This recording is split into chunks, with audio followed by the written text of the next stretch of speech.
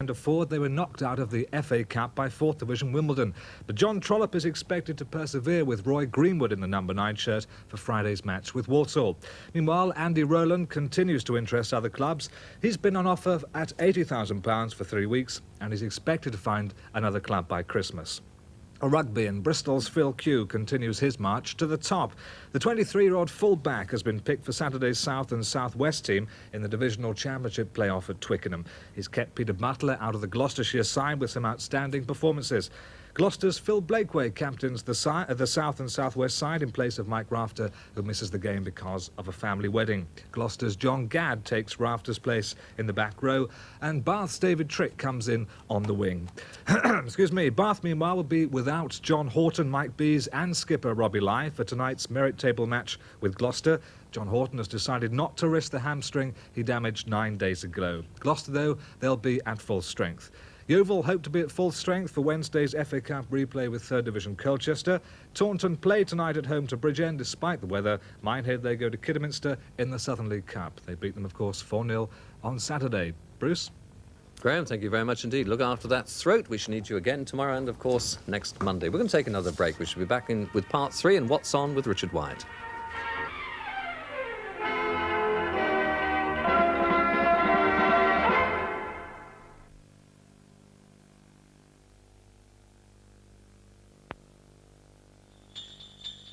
This is one of a new range of Kodak Extra cameras.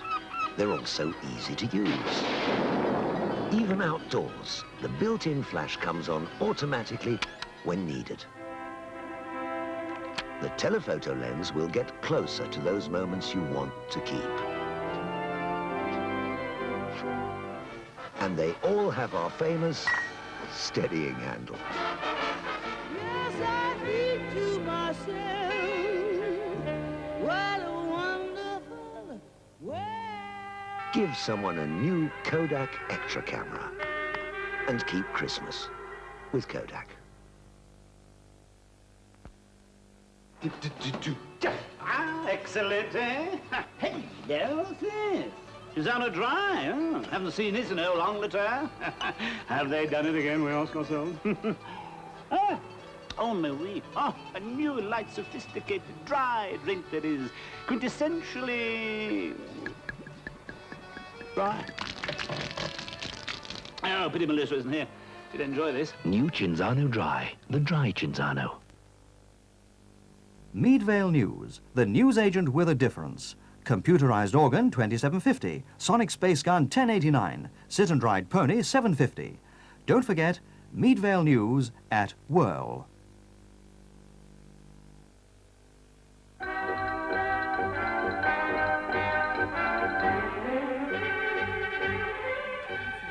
Hello again. She's worth looking at, isn't she? Let's get on to part 3. What's on? Well, Father Christmas hasn't got it all his own way on the entertainment front. Listen now to young Richard Wyatt. Richard. I thank you, Uncle Bruce. Good evening, everybody. And on What's On tonight, the Swindon Group making a big name for themselves in the rock world, XTC. Now, don't switch over. This isn't the BBC, but these are Leslie Judd and Peter Purvis and Blue Peter, and we'll be talking to them later. While in the cinema, Xanadu has its West Country premiere. The face, Olivia Newton-John, the music of Yellow. But first, as it's Christmas, what better way to start the programme than with a ghost story? The Fog is not to be missed, so to speak. A supernatural sea story movie about a ship that sank 100 years ago after being misled by a false beacon into a mysterious fog. Well, the ship was scuppered for its cargo of gold. And legend has it that when the fog returns, so will the seamen to seek revenge. Well, 100 years to the night, the fog comes back, and very strange things start to happen in the nearby town of San Antonio. It's just hitting the outskirts of town. Broad Street. Well, that looks interesting. The Fog, directed by John Carpenter, which will be running down the aisles at the Bristol Odeon from Sunday. It's currently showing at the Odeons in Taunton and Cheltenham. Now, 4 famous sons of Swindon have been back this weekend to wish both their families and their fans a happy Christmas. XTC got together a local following at the Affair Club in Swindon before going to London at the height of the 1977 punk invasion. Well, they've since had 7 splendid singles, including that marvellous Making Plans for Nigel, and 4 LPs, the latest being the much-acclaimed Black Sea. In fact, the title track from that LP has been voted one of the top 20 tunes of this year. Well, before we get their Christmas message, here's the lads in action with a number called Towers of London.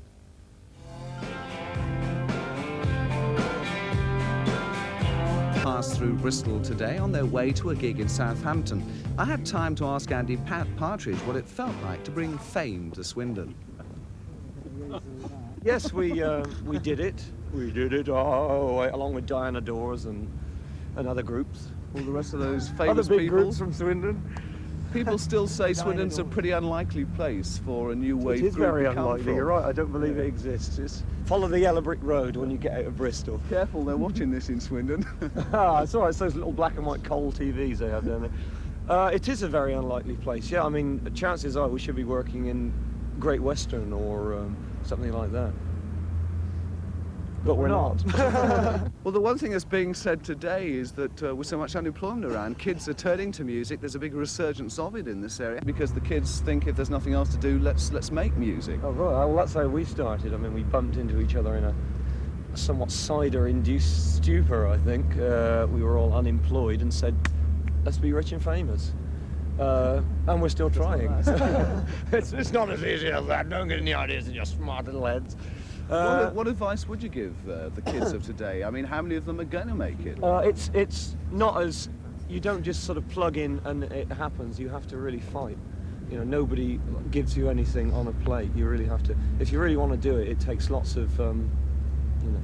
You've got to go to London. It doesn't happen anywhere else bar London, you know. Yeah, you must pack your little piece of cheese in a spotted hanky and trot up the road where the streets are paved with record contracts. You must fight. It doesn't come easy. What sort of places do groups play in these days? I mean, the big concert hall thing is dead and gone now, isn't it? WRVS meetings, you know. Aidenwick Workingmen's Club. Actually, the day of the concert hall is not dead. It's just the different stages of gigs. You know, if you can't fill up tiny pubs or clubs when you first start, in which you inevitably can, you build up from those places, and then if you're successful, more people want to see you. And of course, it's wrong to keep out. If 5,000 people want to see you, it's wrong to say, "Oh, we're only going to play a club that holds 500." You know, that's really selfish. So we are progressing to more larger places, something like this. I mean, we've done gigs in America this sort of size, and they've been indoors. He's such a show-off, that Andy Partridge. Well, the boys will be home for Christmas, mums and dads in Swindon, and they wish all their fans a Merry Christmas too. We'll move around the professional shows in the region now, and Panto at the Wyvern in Swindon opening on Wednesday. They're doing Goldilocks and the Three Bears. They've got stars like Teddy Brandon and Jackie Pallow. From tonight for the Christmas season, A.A. Milne's lovable Winnie the Pooh will be keeping the Everman Theatre in Cheltenham busy, while from Friday until January the 24th at the Northcott in Exeter, it's the hit musical Godspell. Back to Wednesday, where at Taunton's Brewhouse, it's the first night for the theatre's own version of Arnold Ridley's Ghost Train. While back to Bristol for the opening of Christmas productions at the Old Vic. First, for children of all ages, it's Beauty and the Beast. That opens tomorrow in the New Vic studio. While Chris Harris stars in a boisterous new musical show, The Bristol Twins. That's the Theatre Royal, and the first night's next Friday. There are also lunchtime performances of the Nativity in the New Vic from Wednesday, presented by the Old Vic Theatre School. At the Little Theatre in Bristol, the resident company present Breeze Block Park, a play which, according to one critic, is compulsory family entertainment. A pretty good recommendation. Finally, at the Hippodrome, Danny LaRue's Panto Aladdin doesn't officially open until Tuesday next, but there will be a reduced price preview next Monday. We'll move on to a film now for the youngsters, Xanadu, starring Olivia Newton-John, though her co-star Jean Kelly might well bring in some older fans. Olivia plays Kira, one of the 9 daughters of Zeus, who's come back to Earth to inspire mortals, and in this case to inspire one particular mortal to open a new nightclub. There's lots of music and lots of dancing, which looks a bit like this, and very nice too.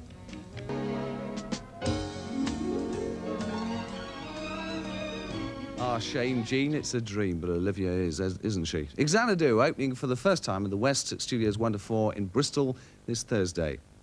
Carols and concerts taking us towards Christmas week now. Sorry we can't include all of your posters. Here's a selection. There's Christmas words and music with Filton Tech at St Peter's Parish Church tomorrow night. On to Thursday for music from Bach and Carols for All. That's with the Melksham Choral Society at the Rachel Fowler Centre. And in Bristol on the 18th, the United Carol service at St Mary Redcliffe. There are carols at St John's Church, South Parade in Bath on Thursday. Music for Christmas at St Andrews, Burnham-on-Sea next Saturday at 7:30. And also that night, a Christmas concert with the Bridgewater Choral Society at the Arts Centre. Chippenham Male Voice Choir have a concert at the Town Hall on the 20th. And finally next Sunday at the John Bentley School in Calne, a Christmas concert with the Harris Calne Silver Band. Now, one of the best famous bits of show business advice is to never work with children or animals. But 3 people who made a great success proving that wrong will be working with both again this Christmas. Leslie Judd, John Noakes and Peter Purvis. Every youngster will know them as faces from one of television's most successful children's programmes ever, Blue Peter. Well, they're rehearsing this week for the opening of Jack and the Beanstalk at Bath Theatre Royal next week. And I'm pleased to say that Leslie and Peter have been able to spare an hour and a bit to join me here. Leslie, Peter, welcome very much indeed to What's On. Don't get too close to me because I think I'm going down with a cold. I don't want... keep away. Oh, keep no, away. keep away. At this point in time, I certainly don't want you to. No, we've got to get the opening song out. Oh, Yes, yes. haven't we? Oh, yes. After all your years together on a programme like Blue Peter, obviously the advice I just mentioned is something you never ever considered about working with kids or animals. I've never felt that it actually does you any harm. I mean, like... No, obviously. Have you looked at yourself recently? Well, no, I don't. It's, when we do things like the song sheet in the pantomime, you get so much from the kids. I mean, they do things, and it doesn't matter that they have all the limelight. If the whole thing works, that's fine. And that's never seemed to intrude into my work. I don't mind that. I quite like it, actually. It helps. Yes, because in a way... Forget the animals, mind. Oh, yes, forget the animals. We'll let Johnny deal with those. Oh, yes. But in a way, when we were doing Blue Peter, we didn't have a studio audience. In fact, we had very little actual involvement with children. And sometimes there's a danger that you can lose touch altogether. We're not going to lose touch in this pantomime, and they're all there. Leslie, this is your first panto. It's my first panto actually taking a part. When I was much younger, I used to be a dancer, so I was in the back row of the chorus, which is fine. You're being very modest, but you were a young generation dancer, weren't you, originally? That's right, yes. Yes, I was second to the back row of the chorus in that.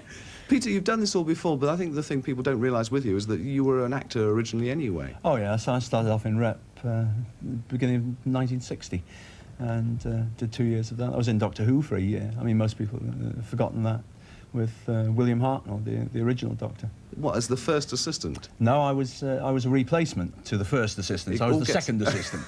It all gets a bit confusing, yes, doesn't it? Yes, it does. I mean, there's such a long string that have gone on there. But I did that for a whole year, and I did plays and things on television.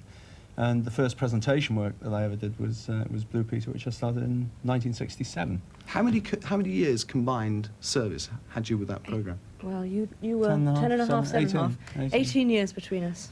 It's a long time. And if you add Johnny to that, Yes. that's 30, because he did 12. Yes, yes, he's the longest staying member. In this panto... He didn't get time off for good behaviour. No, I was the best behaved of all.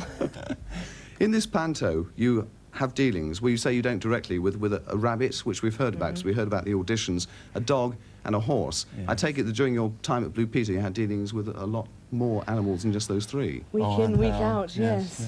Yeah. Almost every programme, actually. Yeah, yeah. And Do they you prove can't difficult to handle occasionally? Yes, because they won't learn their lines. They won't do what you tell them to do. In fact, they usually do totally the opposite.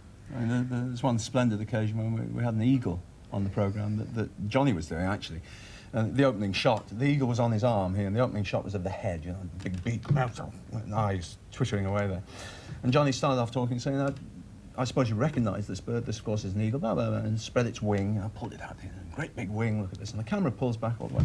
And he's sitting like this, and he says, the most interesting thing about this eagle is not all those things I've been telling you, but this. Its best friend is this mouse. And the eagle went, It was the rehearsal. But the boy whose eagle it was said, it's all right, I've got another mouse. Oh, dear. Awful. I mean, that sort of thing. It could have been live. It could have happened live. Do you remember Petra's birthday party?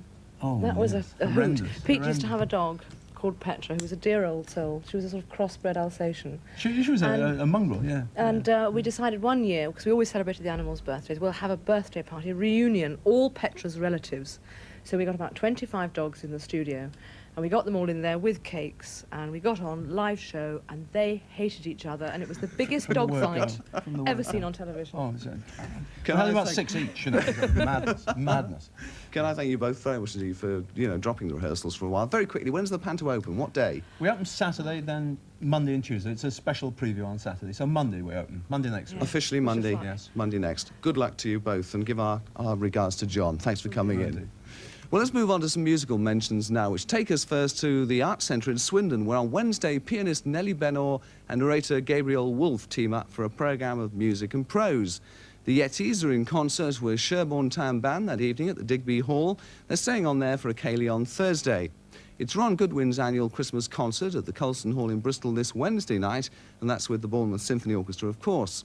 Western band Fumble play good old rock and roll at the Bristol Granary on Thursday, while there's jazz funk from Teo and Black Roots in support on the same night in the same city at the Green Room. Chris Barber's Blues and Jazz Band play the Strode Theatre in Street on Thursday as well. That's starting at 7:30.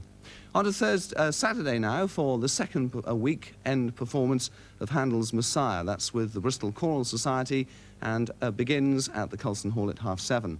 On to Sunday, the Litany Town Hall, the Yorkley Onward Band are holding their annual Christmas concert.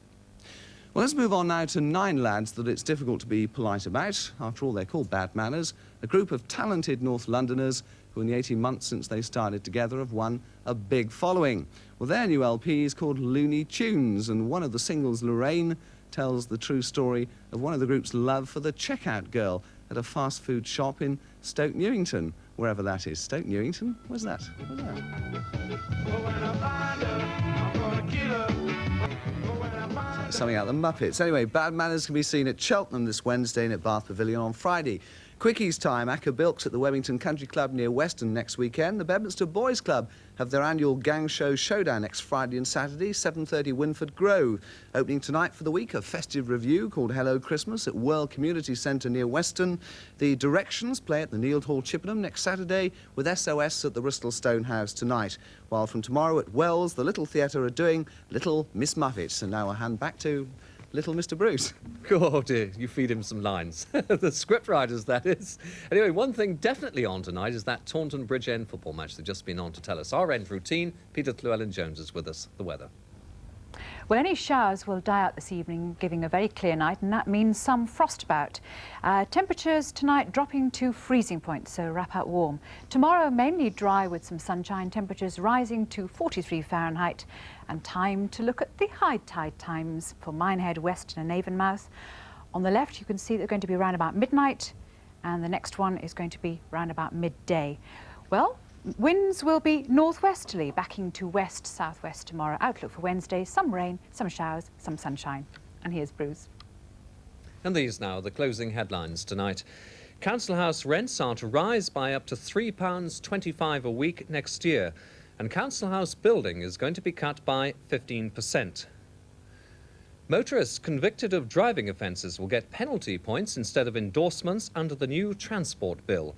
This bill should become law by July. Another 25 IRA men have joined the hunger strike at the Maze prison. 7 men have already been fasting there for 50 days. In the West, while prison officers look like stepping up their industrial action, there's a report today that the temporary prison camp in Wiltshire is nearly full. Taunton's MP, Mr. Edward Ducan, is tomorrow going to warn the Prime Minister that she's facing a major revolt within her own party. Those are the headlines tonight. We shall be back with you at the same time tomorrow, 6 o'clock. Hope you'll be with us. Thank you.